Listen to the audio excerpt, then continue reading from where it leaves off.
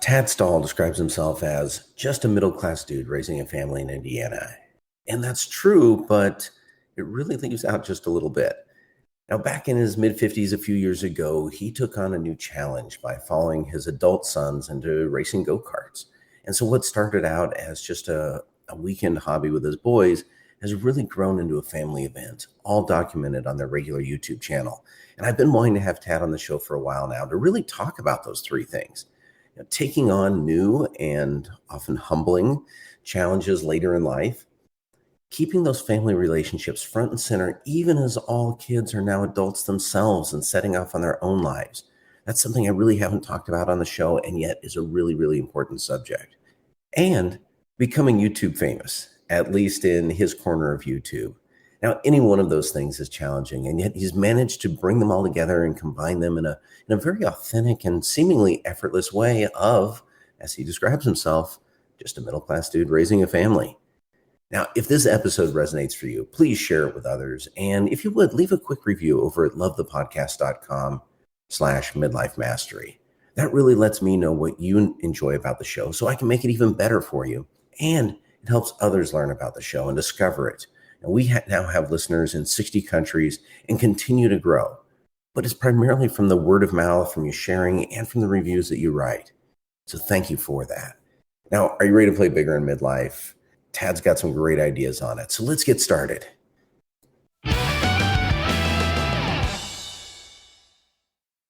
I'm really excited for today's episode. I have Tad Stahl, and this one's a little bit different because if you follow me on Instagram, you know I got into racing karts. When I was first looking into getting into racing karts, I always look on YouTube. That's what people do, right? You pick up a new hobby, you go to Google, you go to YouTube, and came across a YouTube channel called Stahl Racing. And a lot of things stood out. Before I get into all the things I do want to talk about, because I want to talk about new hobbies later in life, talk about being connected to adult kids, something I haven't covered on the podcast, but is really interesting to me.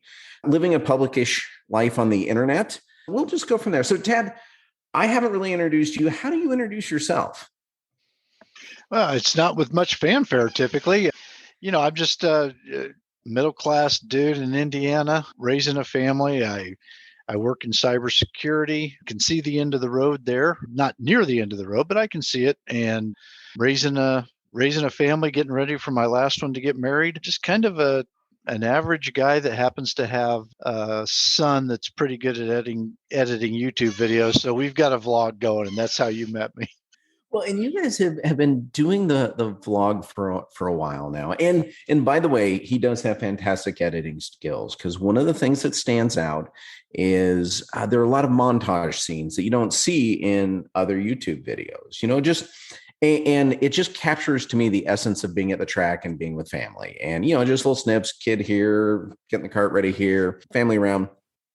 It's, like I say, it's something that most people don't do, and it provides a really cool vibe for it. And so how did you get into karting? Like me, you came into it later in life, and what brought you to this new hobby?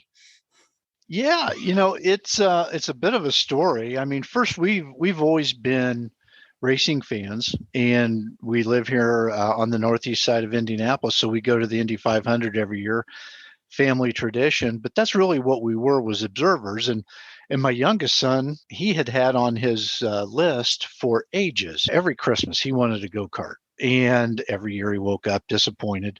And I had just never really even approached it with my wife, because I didn't think it was possible that she would want anything to do with that. And so one day I'm sitting on the front porch, and I have two kids from a first marriage and two kids from a second marriage. And the boys, the youngest and the oldest, are 9 years apart. And I think the youngest drew the short straw.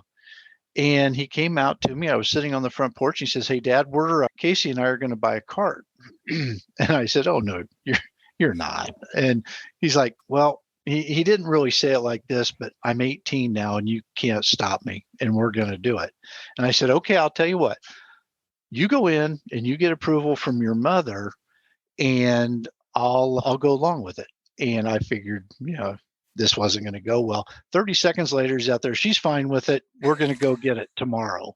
And I thought, man, we could have been racing a lot earlier than this if we'd have known that. So, so one of those things where my wife and I hadn't exactly communicated. I figured she'd see racing, Indy cars, the wrecks that happen there and be against it. But anyway, uh, the boys got started and they shared everything. We raced at Newcastle, and it was kind of, we had one kart. They would each race a different class, and it was very interesting to see. We had one racing suit, so on a hot day you could go by our pit and see the thing inside out, drying out in the wind before the next one had to wear it. But they loved it, and I loved being a part of it. And over the winter, I think we got 3 or 4 races in that first year. Over the winter, they decided they wanted to race each other, which I wasn't crazy about. I enjoyed them doing their own thing and everybody cheering for the driver that was in the race, but they wanted to race each other. So they bought another kart. And then, to be fair, they would trade the old kart with the new kart between them each weekend. And probably 6 or 7 races into that next year, they came to me and they said, "Hey, Dad, there's another kart just like the one we like for sale, but we really can't afford to buy it." And probably the dumbest thing I've ever said in retrospect, I just think I'm being a helping dad. I said, "I'll tell you what, I'll pay you what you paid for that original kart. I'll buy it from you and I'll race it." And I mean to tell you, once I said that and realized it and it kind of sunk in, I realized that was just not the right thing. That was a stupid thing to do, a stupid thing to say. But that's how the karting started. And, it seems like in my life, I'm not a lucky guy. I'm never going to win a lottery. I'm blessed, but I'm not lucky. And we get me out, and the boys have been, showering me with attention. And we go to the first practice. I get in the cart, warm up the tires, and I'm heading down this long straightaway where you can get up to 58 miles an hour. And I'm heading down there, and I wasn't doing 58, but I was going pretty good. And I had no brakes. And so, I go sliding into the grass and didn't have a lot of confidence after that. Turn 1, no brakes, not a good start. And so from there, it just seemed like, got back out and practiced. You could have called me the carousel. I spun so much. And it just got worse in the first race. I got lapped twice because I was spun. And so a 12-lap race, I finished 10 of them. And I spent more time trying to get out of people's way than I did trying to drive my own race. And after that, I just wondered, what did I get into here? And it really, it wasn't, I wasn't scared of the racing. I wasn't scared of being close to people, but it really bothered me to be that far off the pace. And it surprised me because I thought it would be easy. I raced the kids at Myrtle Beach in Florida on the the recreational amusement tracks there. But when all of a sudden you have to use that brake pedal in addition to the gas pedal, it seemed to complicate things. And I had an incredible time adjusting. So it took me quite a while. And it went from the thing where I enjoyed going and helping them and watching them to I hated going to the racetrack. I was just so off the pace. And there was a point where I almost gave it up. And I kind of looked at the boys and I didn't want them to see me as a quitter, but probably more than anything, I just didn't want to see myself as a quitter. And I stuck with it and slowly started to get better. And now, it's great to go and watch them, but it's also great to hop in the seat and go see what I can do. So I've kind of fallen in love with it here over time. All started with a bad decision, though. There's been a lot of times where I think, why wasn't pickleball popular a few years earlier? I think you hit on something there, Tad, that makes it so difficult to take on new hobbies, in midlife. And there's so many things that through life experience we're pretty good at. But when we take on something new, we become the total beginner again. And I mean, that's hard on the ego. It's hard on, well, if you get into something expensive, it's hard on the wallet, takes up a lot of time. And I think that can be really frustrating for a lot of people and whatever it is. I mean, like we're talking about go-karting. We've had guests on that talk about taking up like ice climbing in midlife, which just blows my Yeah. mind because I hate heights. But but something so different, and being around, well, I mean, they were around people who were very experienced climbers, and you start comparing yourself. And Right. you know what, like not only to your peers, but you mentioned comparing yourself to your kids. Like, yeah, I've always been faster than them. And how do you go about getting past that? Because I mean, you mentioned, we're not talking about like I had a bad weekend. You're talking about like this is a Oh, process. yeah, it's a process, but it was a nightmare to start with. And I think, I look at my grandson, we've only got one and he's 3. And there's a lot of times where he doesn't want to do things now, right? But he's got the encouragement, and there's an authority figure there to keep encouraging him and say, yes, you're going to go play this t-ball game, and we're going to do it no matter what. And probably the thing about that we face now with where we're at, it's easy to not do it. We make our own decisions now. And so you've got to be able to look deep inside and see if it's for you, and it's maybe hard to give it a really fair chance. And there's a lot of people, it would be like me ice climbing. I'd try that once, but I'm probably not going to do it again. And go-karting would be the same way. So I think the key thing is find something that you don't mind the process with, right? And one of the things that really helped us with karting was the boys were good out of the box, so we had a reason to go and see them, and that really helped. And for me, the one thing that I didn't realize, that I'd like to be this guy that says, I've got a void in my life in midlife, and I'm going to go fill it with go-kart racing, but it really didn't work that way. And I don't know whether it was determination or I said earlier, I'm not lucky, but maybe in this case, I just did get lucky, because if the boys weren't going out and racing, I wouldn't have gone back out probably. I just wouldn't have done it. It was that miserable for me, but I stuck with it. And there was something inside of me that says, Tad, you're not a quitter. I'm not going to quit at this until I have some degree of success. So there were some things that surrounded me that helped me, but I don't know that any two situations would ever be the same. When you get to this stage in life, it's one of those things where it worked out well for me, but I could see a lot of things that I wouldn't stick with, maybe to the degree I did. I the point I was going to make was, I did realize after the fact that when I was younger, I played stick and ball sports, basketball, baseball, softball, and stuff, and then when the kids came along, I coached their teams, was very involved, and then when they went out, did a little bit of rec league stuff. But I realized there at some point I went from this competitive participant to just an observer. I just, I'd play cards with the guys, play a little poker every once in a while, go fishing, and those things were fun, but it wasn't really the competitive sport that I'd had younger in life. And I did realize after a while here in go-karting that I had that back. I'm not good. I run mid-pack, but at the end of the day, there's 24 carts out there, and I finished 16th, and I'm frustrated because I want to win, right?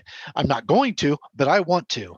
And I'm a little frustrated because I know if I finished 16th, I could have had 14th, could have had 12th if a couple things would have went right. But at the end of the day, I can look and say, you know what? You were out there, you did it. You weren't just standing there watching the boys.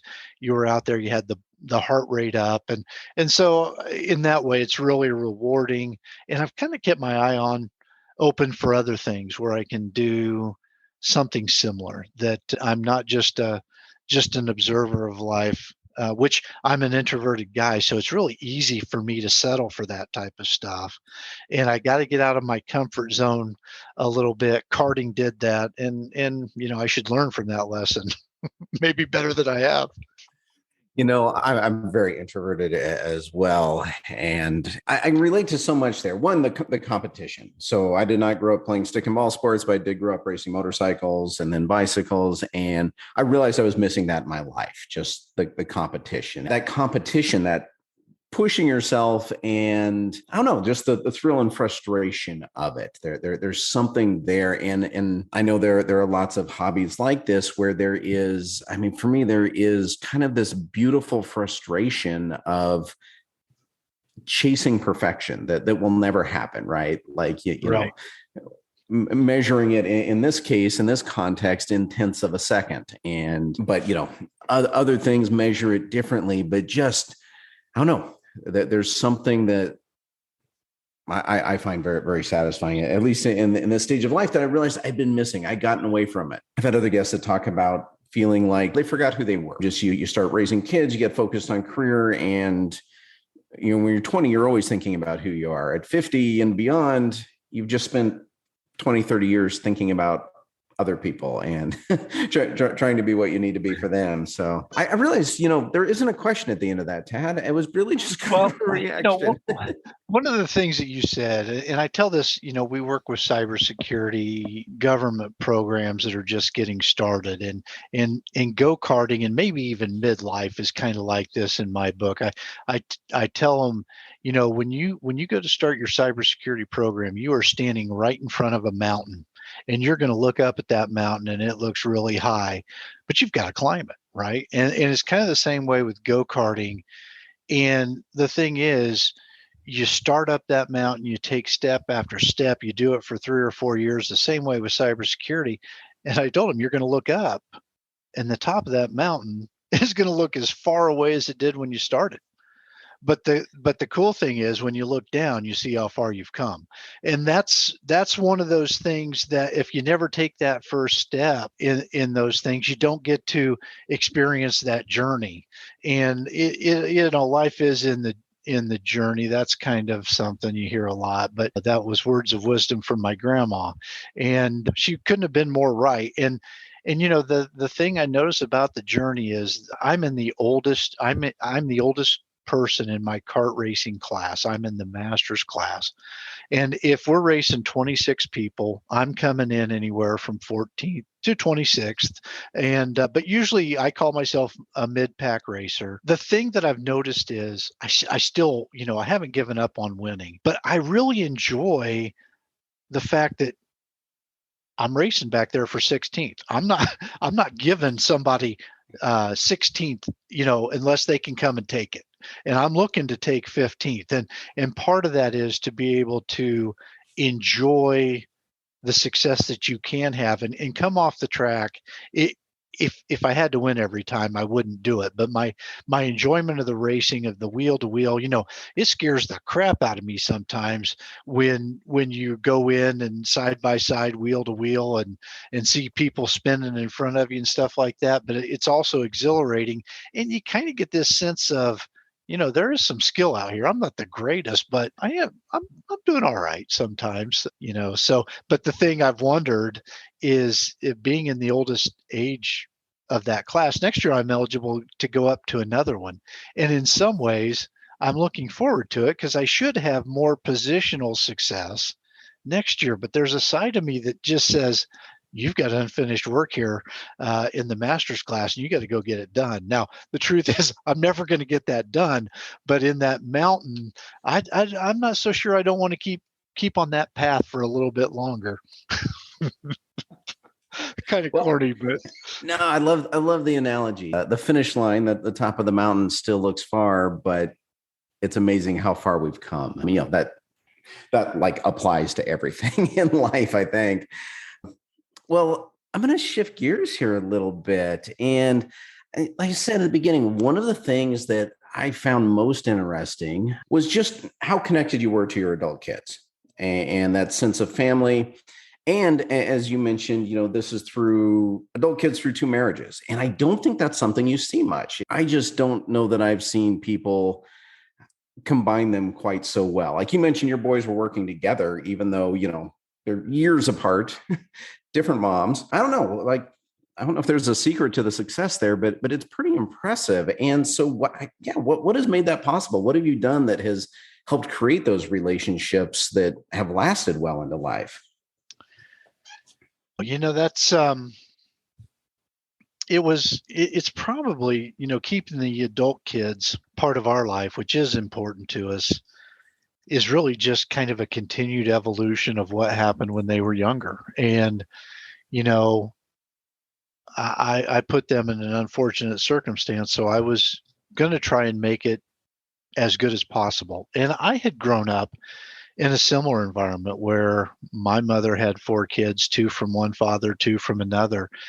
And we were distant in age as well. And my mom did a lot of terrific things, but that it was a difficult challenge and for us all to stay close. And, when we were close until mom passed away, and she was kind of that anchor. And since then, it's not a changing of love or feeling for them. I'd still do anything for them, but we're further apart. Everybody's busy on Thanksgiving. Everybody's busy on Christmas. And those times that we used to all come together for mom, we just don't do anymore. And so I don't know that I would say we're not as close as we once were, but we certainly don't get together like we once did. And those were great times. I mean, we had a lot of fun. And so kind of looking at that dynamic, we set out on a mission to be a single family.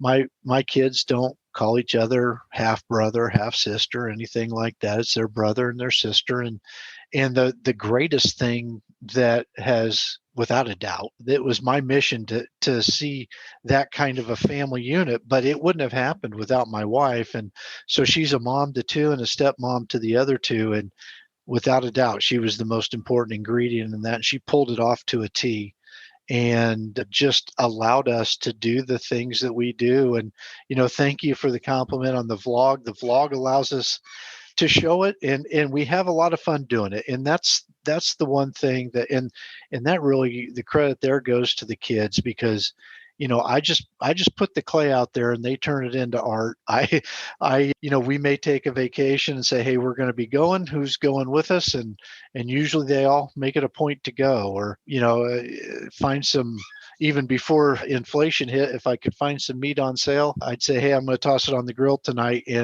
And all 4 would usually find a way to get there.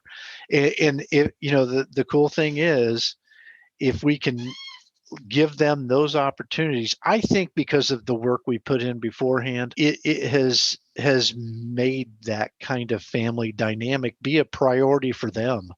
And the girls are close, the boys are close, and then the girls are close with their brothers as well. So it's a really a tight-knit group. And I guess my hope is that, one of these days when my time is done, that they continue to get together without me there. And the laughter that I hear today, I hope they continue. And it's always important to them. It'll be a challenge, because the more you get kids, the more, it just kind of filters down into that nuclear unit. But I think we've done all we can to lay that groundwork, and hopefully they never grow apart. Well, you would never know that, it was separate families at all. Just that the relationships, the way people interact, it just comes across like, a group of people that grew up together. It's an interesting group, because we've got some that, if you watch the vlog, who the brash and confident one is. And then you've got the one that's a little more humble and the heart and soul, but yet they kind of, as much as they're different, they will go at each other in a nice competitive way. But it's very interesting to see, there is no bigger fan out there for the brother than the other brother. As he's watching them race, there is no doubt who's in their corner, but they come about it very differently. The oldest one, and maybe that's just part of being the oldest brother, he's more nurturing. He's more overlooking of mistakes, and he's more picking up of the younger brother when he's maybe had a bad race. And the younger brother, when the big brother comes off the race track and hasn't had a good race, he shoots it to him straight. You were slow out there. Why'd you do this? And it just works. It wouldn't work for, if both of them had the personality of the youngest, they I don't know that we'd have this family dynamic that we're fortunate to have. So it works. Everybody kind of plays their part. One of the things I also want to discuss is kind of this public-ish life on the internet. Now with social media, we all live public-ish lives on the internet, but you do it more than many, and seem to do it in kind of a very authentic way. But one of the things that I appreciate about the vlog is it never has the feel that you're chasing algorithm. It never has the feel of being sensational or sensationalist. It comes across as very, very honest. I guess I'm kind of curious, because one of the things is, like, in reality shows, people talk about each other, but they never see the finished product until the end, when it's all disbanded and they've all gone their separate ways. But you all have this ongoing relationship. You will have conversations about each other to the camera, and yet knowing that everyone is going to see this at some point. How do you balance that line out there? Yeah, we started off just on a whim, just shooting a practice that we went out on, and we had a lot of fun. We had just done race videos, which is pretty common in the racing business. Not a lot of go-kart drivers or editors and video editors, and so you just put on your 12 lap race and 55 people watch it, and actually, it was my daughter-in-law that had an idea. Hey, why don't you take a camera out there and make a little vlog? And we did. And we had a lot of fun doing it. And, very few ground rules. But I guess the ground rules kind of follow what we do at the track. I mean, so if we're involved in an accident, one of the rules I've had for the boys since they started was you go and you apologize. It doesn't mean you weren't doing it on purpose, but you caused that. You go straight up and you talk to them, because that's kind of family we want to be out at the track. And I think that it contributes to, it may contribute to some better decisions, that if you've got that kind of responsibility, you race hard, but they don't race stupid. And so that has kind of bled over into the vlog, in that, hey, we are who we are. We're mostly a G-rated family to a PG-rated family. Occasionally, when something goes wrong, you might dip into another area, but let's be who we are, but let's be the best of who we can be in front of that camera, because we're really trying to just put a good face on the sport. People that like go-kart racing can see it from a family standpoint. It maybe could be bigger if we did it another way. And you talk about the algorithm. I asked my son, who does the editing, one time, I said, do you want to come up with a game plan this year to see what we can do, trying and grow subscribers, trying and grow hits, and incorporate more interesting things? And even to the point where I'm kind of the anchor on the vlog. And by the anchor, I mean the guy that syncs it, because the boys are always racing up front. And if you look at the interest, their racing footage is always really good and interesting. And a lot of people turn in for that racing footage. And we could have switched the vlog around to really focus on them, the kart prep for them, maybe gone a little more technical. And Casey, he told me, he said, Dad, that's not what we're doing it for. He said, the way I view these vlogs, we're doing them so that your grandkids can watch these someday and see how our family has evolved over time. And so I said, okay, sold. We'll just do it. We'll go out, we'll be ourselves, and we're not going to worry about, YouTube dollars or anything like that. And we do make enough off of the YouTube channel this year to buy maybe half of a video camera. So, our pockets aren't getting lined in a big way, but we have a heck of a lot of fun doing it. And, I'm proud of my family, and everything on there is live. And it's not quite Mayberry RFD, but it's maybe a modern Mayberry RFD. So it's good, and it's real. And the thing I like too is we've got the three guys that race, but the women in the family are just as big a part of it. There's a lot of downtime at the track. They're right there with us. We're cutting up. In fact, our vlog would be a lot better if we had some way to capture the video of just the natural banter that goes on that we don't catch when we have to hit the on button. We just don't catch a lot of that stuff. But it's so cool. Some of my favorite footage is when my daughter Madison will take the camera and they'll be standing and Casey will play the footage of them watching the last race or last lap of a race where the boys have a chance to win, and you hear them screaming, right? And they're just cheering as loud as they can, and that's what the family's all about. That probably is what maybe you remember, and they're just all about it, and so I just couldn't be happier about it. It's a really enjoyable experience for us. To me, that really stands out because there are a lot of people trying to be influencers. There are a lot of people who are influencers, that are making a living on the internet and all that. It seems like many of them hit a point where they've chased the algorithm so hard that they've come down to like this one narrow band of what the computer said was popular. And it becomes very tedious and very boring after a while, or it becomes inauthentic. And one of the things I noticed is, like you mentioned, it's not just race footage. And, so the show Top Gear, from England with the three, Jeremy Clarkson, James May, and Richard Hammond. I remember reading once that, 50% of their viewers were women. It's a car show with three guys. And, my daughter grew up loving that show because it wasn't really about cars. It was much more about three people having fun together in the context of cars. And at least that's how I took it. Anyway, I see a lot of parallels there. And I don't see many people operating in the space and the way that you're operating. In fact, I can really only think of one other.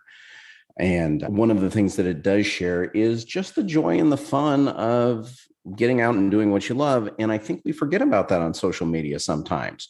Like we get so busy trying to document it that we forget we actually enjoy it.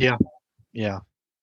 Yeah, my wife and I vacationed last year. We went to Sedona, and beautiful, a lot of great places to take photos. And there were several people that that they were so focused on getting the right photo for wherever they were posting it that they really missed the moment that they were trying to capture in the photo. It was this really weird thing.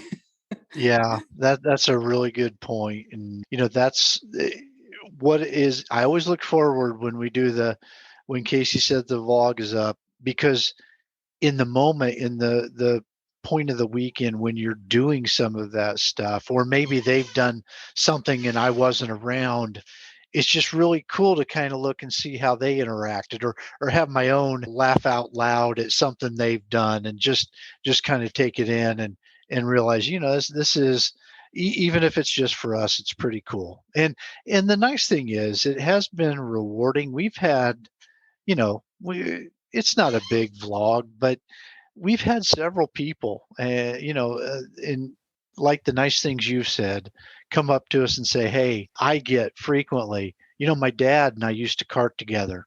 I'm going to look to see if I can't get back in that and spend it with my son, because we had so much fun doing that together. Or, your family kind of allowed us to get into this. And one of them was in kid karts, and another one was a kid that was 24 with his dad, who was, in his 40s. And it's all across the board. And to think, well, that's kind of cool. Now, maybe they're not happy with us because they just poured a bunch of money into the cart and wish they hadn't watched the channel, because it can be a money pit. But on the other hand, if you get out there and you enjoy the time together and you enjoy the people at the track, it's not going to be for everybody, but boy, if it is for you, you're going to love it. One of the guys said it best last week. He said, I came in, with inflation, I'm complaining about $4.50 a gallon milk and $8 bacon. But he says, I walk up to the go-kart shop and I asked for this little ball bearing or part for the go-kart. And he says, yeah, that little thing will be $80. And he says, I tell him to give me two. I might need a backup. And that's just kind of the way you look at go-karting. It's all about where your priorities are, and you'll pay outrageous money for these little parts because you love it, and then go complain about the milk. So, it's a special thing, and the vlog makes it special. It kind of brings it all together for us. And and allows us to participate with each other, and it kind of drives some of that. I think it's good to kind of have a little bit of an agenda as we go out there, because what, I do a morning walk, so I have to go out and do that at some point, and get geared up and think about what we might include theme wise in the vlog that week. So I don't know, we're just having a lot of fun. There's a couple different categories of guests that I have on this show, and one is kind of the experts. They've probably written a book. They may have studied things on like, how do you do midlife well? Because that's why I started this. I'm trying to figure out like, how do I do midlife well?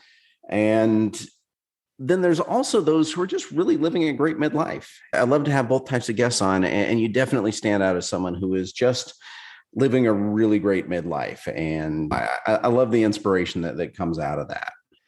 Well, I appreciate it. And I've listened to your podcast, and I'm definitely, as you say, in that category. I'm not much of an inspirational person. I'm not going to probably trigger somebody to go out and adopt something that's going to maybe change their life for the better. But hopefully, the enthusiasm can spill over for maybe those that are sharing the great life with me, or maybe having some trouble and looking to capture it. There's people in so many different situations at this point in our life, and things change so fast that you just kind of have to enjoy it while you've got it, because there's no guarantee. It's crazy, the things that the way I've seen, as you get older, it just becomes more and more common to see life turn on a dime for people, and you never know when that might be you and your family. So just trying to get out there and take advantage of the good times while we can. Well, some people seem to get kind of embittered as they get older. Life kind of wears them down, and others seem to go the other way. And they're able to kind of pause and take the joys from life and appreciate those joys. As we wrap up, Tad, I mean, you mentioned your grandson's 3 years old now. Yeah. And so what kind of legacy are you hoping to leave your grandson? Oh, I don't have anything big. When I was a kid, my dad died when I was 7. And my mom was terrific, but she got tremendous support from my grandma and grandpa and my aunt and uncle, and it really kind of probably built in an understanding of what it takes that I've been able to apply as I've gone on. But my grandma and grandpa were so instrumental in my life that when I look at that 3-year-old, I think, you know what? If there's one thing I can do, I will never be as good a grandpa to him as my grandpa was to me, but I'm going to try. And if I can just do half that, the legacy I would have would be build in something that he can draw from to build his character, and just know that somebody loved him deeply. And that's about all I hope for. And I intend to do that. Well, for those that are interested and want to reach out to you, want to learn more, what's the best place to find you? Well, probably the best place to find us is at the Stahl Racing vlog on YouTube. If you just type in STAHL Racing on YouTube, you'll see our videos come up. I think we're in I don't even remember how many videos we've got, but look at one of the last 2 or 3 and take a look at it and see what we've talked about here. And, it's, if you like it, watch it. If not, move back to the Kardashians or something else.